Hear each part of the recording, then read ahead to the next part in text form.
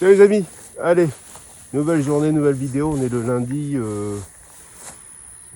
j'en sais rien, 28 octobre je crois. Pour une fois, je commence la vidéo au milieu du terrain, parce que je voulais vous montrer mon petit accident la dernière fois. Hein, l'arbre que j'ai fauché en pleine tête, je l'ai décapité ce petit couillon.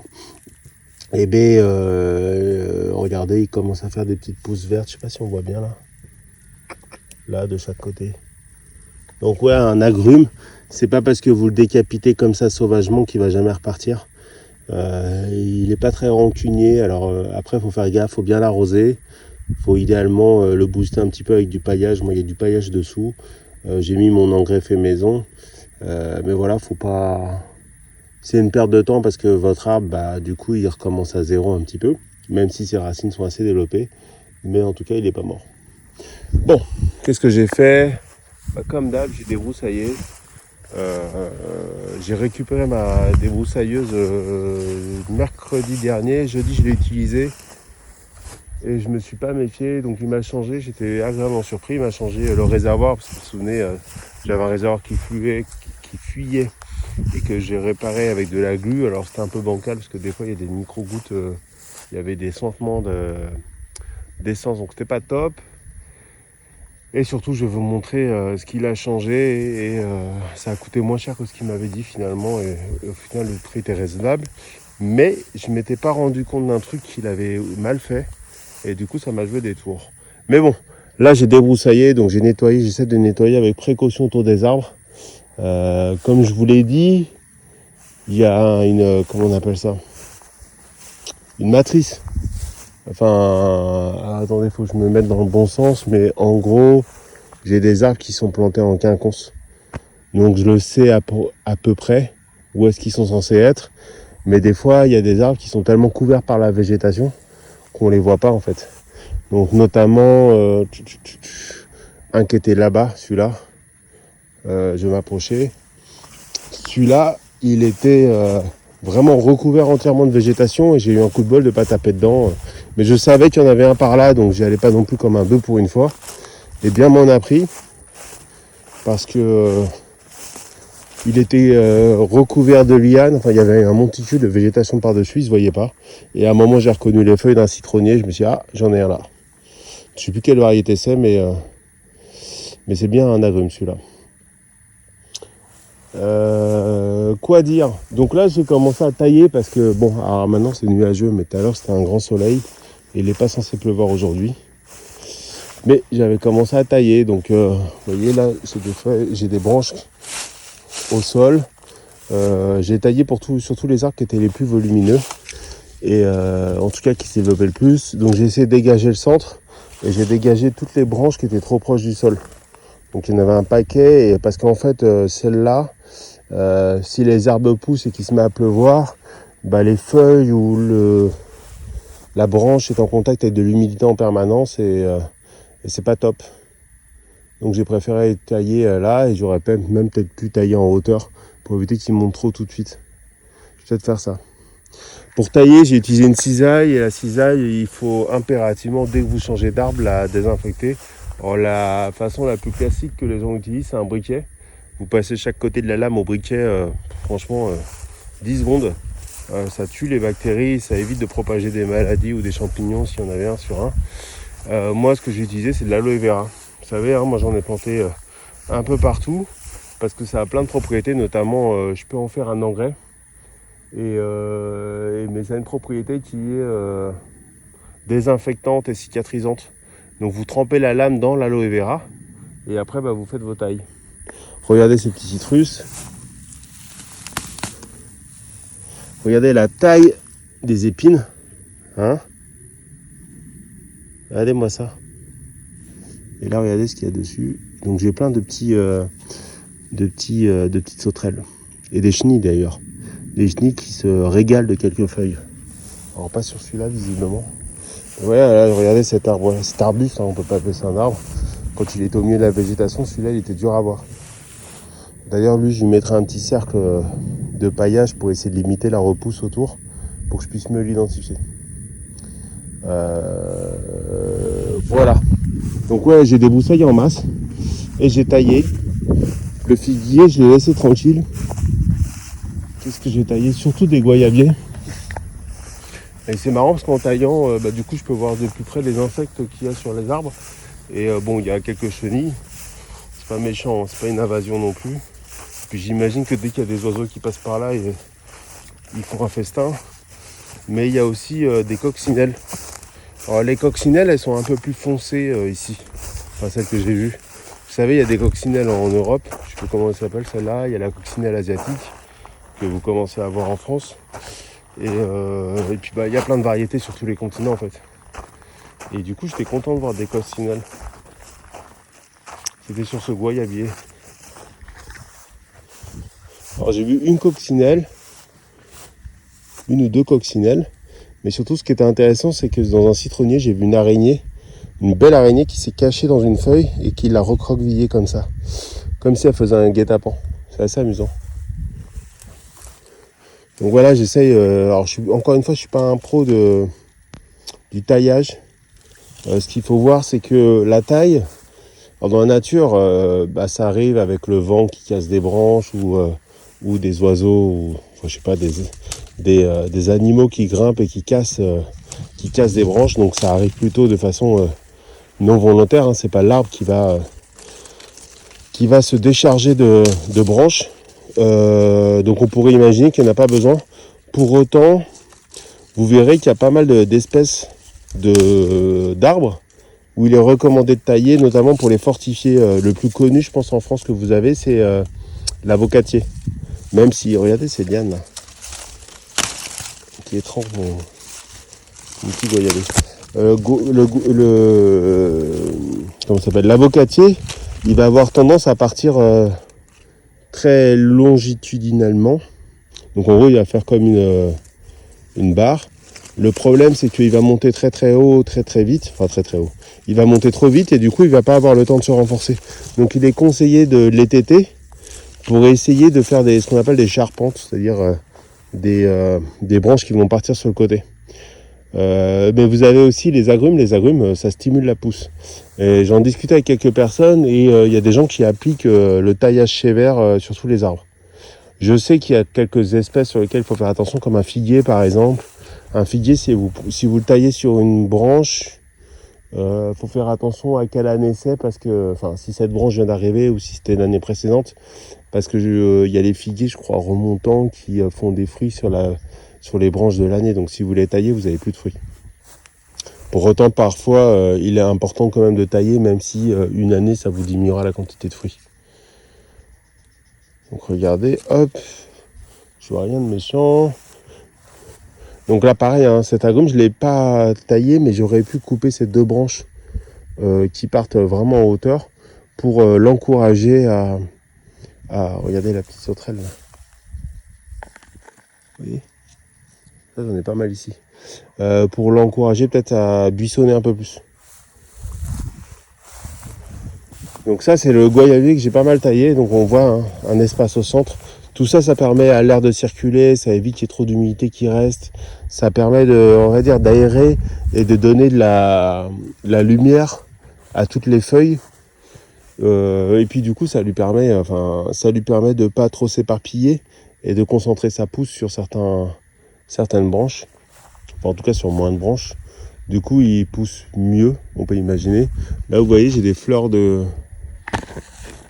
go. Ouais, là, on la voit. Fleurs de goyavier qui vont donner des fruits. J'ai mal ici, là. Celle-là, on voit c'est bombé ici. Donc ça va donner un fruit, c'est sûr. J'en ai là-haut aussi. Ah ouais, là, j'en ai pas mal. J'en ai une petite dizaine. Bah, vous voyez, cet arbre-là, il a quoi ? Il aura 2 ans en février. 2 ans en février, je commence à avoir une dizaine de fruits. C'est pas mal, on va voir s'ils vont arriver à maturité. Il m'a jamais fait de fruits celui-là. Le seul qui m'avait fait un fruit, c'est le premier goyavier que je vous ai montré. Bon, on va voir bien. Le manguier. Le manguier, il part tout de suite très très haut. Donc lui, je sais que... J'espère que là, normalement, c'est quoi ? C'est les mangues, c'est mars. Donc j'espère le voir fleurir en fin d'année, début d'année prochaine. et commencer à avoir mes premières mangues. Et ça, c'est le seul avocatier qui a survécu. Et je sais plus si c'est une variété locale ou le As. La variété locale, elle est plus grosse. Elle fait des avocats plus gros et plus sucrés. Donc la plupart des gens ne les achètent pas trop parce qu'ils sont trop doux. Et on a plutôt l'habitude de le manger en entrée, un avocat, mais dans beaucoup de pays tropicaux, ils vont les manger en milkshake ou en dessert, ce genre de choses. Les pistachés, ça je m'en suis pas du tout occupé, je les laisse vivre leur vie pour l'instant. Donc ça c'est les faux pistachés, ceux-là ils font pas de fruits. Mais j'ai reçu dans les arbres dont je vous avais parlé, j'ai reçu des vrais pistachés, donc 2 variétés différentes, la plus connue la Vera et une autre variété Los Hill, pour voir laquelle s'adapterait le plus à ce climat-là qui est un petit peu particulier. Avant de parler de la débroussailleuse, quelques mots sur le nettoyage ou la réhabilitation de mon petit tour de maison, qui était un peu dégueulasse. Voilà, j'ai continué de nettoyer là. C'est pas nickel, hein. Il y a des tâches que j'ai pas encore fait partir, mais le mur, je l'ai un peu rattrapé. Mais voilà. Avant, c'était comme ça partout là, sur toute la longueur. Bon bah là, ça reprend une tête un peu plus acceptable. Il va falloir peut-être que je repasse un deuxième coup. Je sais pas si je vais pouvoir enlever toutes les traces. Est-ce que c'est parce que le Karcher est pas assez puissant ou est-ce que parce que les taches doivent s'enlever avec un autre produit. J'essaie d'éviter de mettre des produits parce que là, toute l'eau que j'utilise pour le Karcher, elle part là dans l'allée. Et donc si je pouvais éviter de mettre de la javel ou ce genre de truc dedans ou du vinaigre, ça serait pas mal. Mais bon, on va voir. Et donc, nouveau réservoir. Ça, c'était pas le problème principal, mais c'était un des problèmes. Et ça, c'était ça pour ça que ça démarrait pas. Donc regardez, c'est un piston de moteur. Je crois que le piston, ça permet de mélanger l'essence et l'air pour l'envoyer dans la chambre de combustion, il me semble, pour faire une explosion et du coup que votre débroussailleuse tourne. Mais normalement, c'est censé être lisse comme ça là. Là, on voit toutes ces traces noires, c'est qu'on appelle des rayures. Et ça empêche la compression de se faire. Et du coup, quand vous avez un piston comme ça, votre débroussailleuse ne marche plus. Donc évidemment, c'est progressif, ça ne vient pas d'un coup. Mais toujours est-il que ça, c'est irrattrapable. Vous êtes obligé de le changer. Alors, il y en a qui vont tenter de le poncer légèrement. Mais le problème, c'est que ça joue, votre compression, et ça joue au millimètre près. Donc si vous enlevez une toute petite couche, votre compression elle est plus la même et donc du coup vous avez plus de patates. Et donc qu'est-ce que j'ai eu comme problème? Donc jeudi j'ai tondu une première fois et ça aurait dû me mettre la puce à l'oreille. Mais j'ai mon filtre à air qui s'est barré. Alors le filtre à air c'est ça, ça se dévisse. Bon là je l'ai vissé un peu fort, ça se dévisse facilement. Pas très dur. Hop. Voilà, j'arrive au bout, que je vous montre. Et dedans, il y a une petite mousse. Et là, il y a l'air qui rentre par là et ça évite tous les déchets de rentrer. Parce que vous savez, si vous rentrez avec des restes d'herbe ou je ne sais quoi, potentiellement, ça va abîmer votre moteur. Donc, vous avez un filtre à air. Comme ici, dans le réservoir, vous avez un filtre à essence. De la même manière. Pour empêcher toutes les impuretés de rentrer. Mais... Donc ça, j'ai trouvé, ça c'est facile à trouver. Enfin, du coup, j'ai refait mes pas de débroussaillage et je suis tombé sur le truc assez facilement. Ce que j'avais pas vu, c'est qu'ils n'avaient pas assez vissé le nouveau réservoir. Et comme ils sont pas assez vissés, avec les vibrations, les vis se sont défaites et se sont barrées. Et là, par contre, pour les retrouver sur le terrain, c'est impossible. Donc là, je suis un petit peu énervé parce que je me dis, ça c'est un truc de base. Et comme ça, c'est un moteur assez puissant, ça envoie la vibration. Je vois à la maison, j'ai une autre débroussailleuse que j'avais gardée pour pièce. Je vais voir si c'est pas les mêmes vis.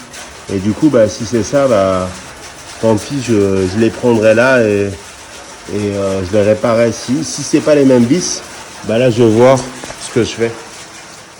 Est-ce que je lui gueule dessus en disant mais merde. J'ai pas vérifié, mais pour moi c'était. Comme il m'a rendu la machine nickel, j'ai pas vérifié que tout était bien serré et tout. Et j'aurais dû en fait. J'aurais pas dû faire confiance à la personne et j'aurais dû moi-même faire mes contrôles. Et je me suis rendu compte que c'était pas assez vissé. Et comment je le sais?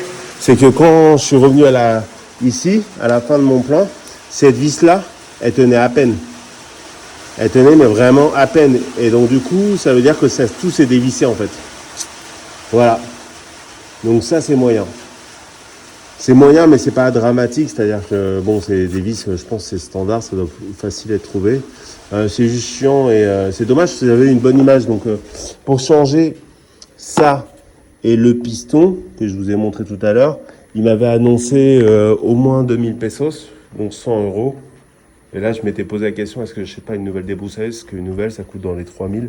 Ça vaut 3000, 3002 peut-être. Donc environ 160 euros. Mais quand il nous a appelé pour confirmer, parce qu'il devait faire un diagnostic pour vérifier, il n'y avait que ça, parce qu'il m'a expliqué que si le piston avait bougé dans je sais pas quoi, ça avait tout rayé à l'intérieur et du coup ça coûtait plus cher. Et ben quand il m'a confirmé le diagnostic, il nous a dit que ça coûterait 1000 pesos au final pour tout changer.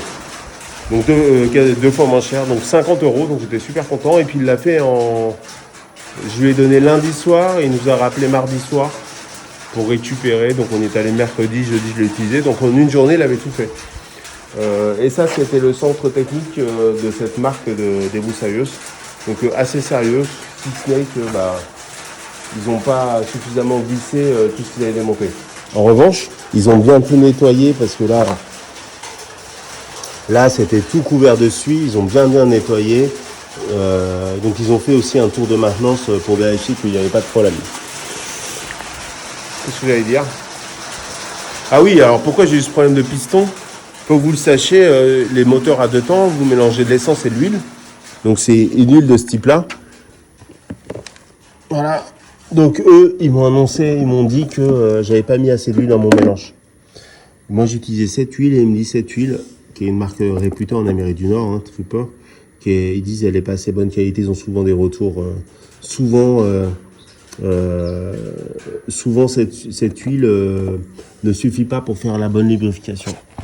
Donc voilà, donc je leur ai acheté ce truc-là. J'en ai parlé avec un copain qui a une débroussailleuse comme la mienne et qui s'y connaît très très bien en mécanique, qui était vachement étonné par leurs propos sur la qualité de cette huile-là. Parce que c'est pas une sous-marque, c'est une vraie marque de... Trooper fait aussi des débroussailleuses, ils font des scies, ils font des scies sauteuses, enfin ils font plein d'outillages. Donc c'est un géant, donc ça serait étonnant que ce soit de mauvaise qualité. Mais pour autant, je sais que au début, quand je faisais mes mélanges, je mettais ma quantité d'huile. Et ici, j'avais de la suie. Et quand je m'étais renseigné dans un forum de professionnels, ils expliquaient que quand il y a de la suie ici, c'est parce que toute l'huile n'est pas à brûler, c'est-à-dire qu'on en met trop en fait, ou pas brûler, mais utiliser dans le moteur. Et dans ce cas-là, il faut réduire la quantité d'huile qu'on met. Donc j'avais réduit la quantité d'huile, mais c'était une mauvaise idée. J'imagine que c'est moins pire d'avoir un peu plus d'huile que de en mettre un peu moins. Parce que quand vous en mettez un peu moins, vous rayez progressivement votre piston et au bout d'un moment, il est hors service. Donc voilà. On apprend tous les jours, surtout que moi à la base, c'est pas ma formation, donc je découvre petit pas par petit pas. J'espère juste que je vais pouvoir trouver des vis de la bonne taille facilement. Et puis rouler jeunesse. Là, j'ai fait trois sessions de débroussaillage. Là, je suis parti, je suis lancé. J'espère que cette histoire de vis va pas me casser dans la lancée. Parce qu'on est sur la fin de la saison des pluies, donc c'est le moment où il faut que je reprenne le dessus, parce qu'il va manquer pour le voir. Voilà. Et écoutez, je vous souhaite une bonne journée, un bon début de semaine, et puis regardez-moi ça. Hop, tout est vert, sans aucun problème. Salut les amis, ciao.